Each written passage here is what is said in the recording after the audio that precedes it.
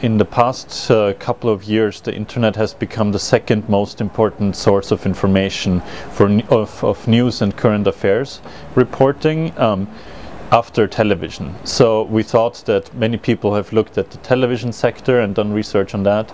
So we wanted to take a first look at the internet. And as the internet's role as a news source and as a platform communication and also business becomes more important, there's also a greater temptation for control, interference in this sector. So that's why we looked at the internet in Georgia.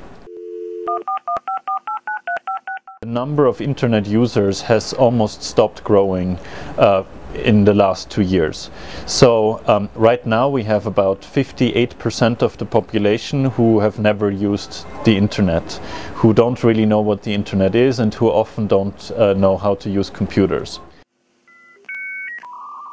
The crucial thing is that many people, according to the CRC data, said, I'm not interested, I don't need the internet, I don't really know what it is and why I should pay for having access. They don't really know what the internet can do for them.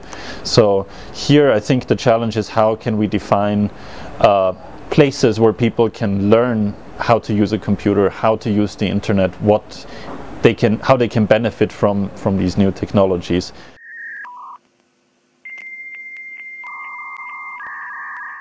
Some of the companies have owners that remain in the dark, so to say. So they're owned by offshore entities, and they don't make any effort to show who the owners are. Why is it important to know who these who are the people behind these companies?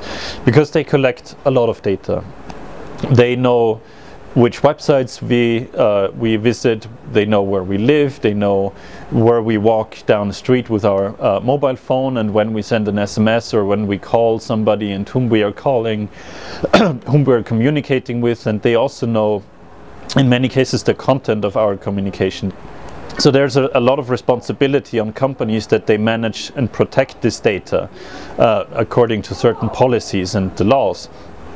But what we have seen in the past is that the Ministry of Interior under the previous government, and possibly still today, has had direct access to all the user data from most of these telecommunication companies.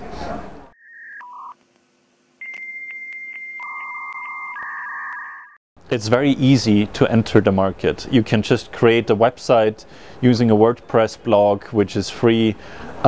You can do it within just a few hours, and you can create an online media outlet and reach to hundreds of thousands of people in Georgia with very few costs.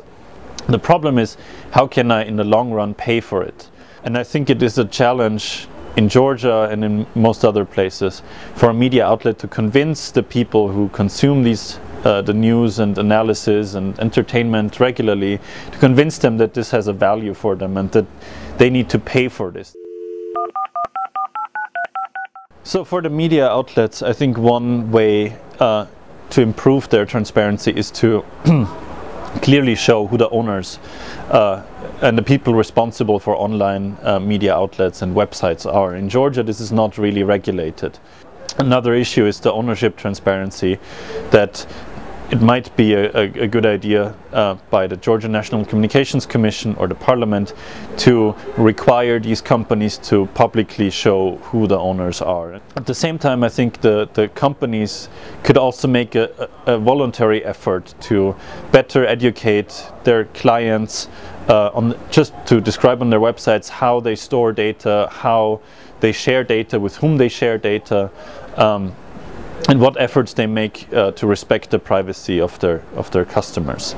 And then one big issue I think that everybody has to think about is how can we bring more than half of the Georgian people that are offline, that have never been on the internet, how can we move some at least of these people to become regular internet users and to have the privilege of benefiting from the new technologies, from access to information, and from communicating through these new means. So I think this will be a very big effort over the next few years, and everybody will have to contribute to this: civil society, educational institutions, the private sector, and the government.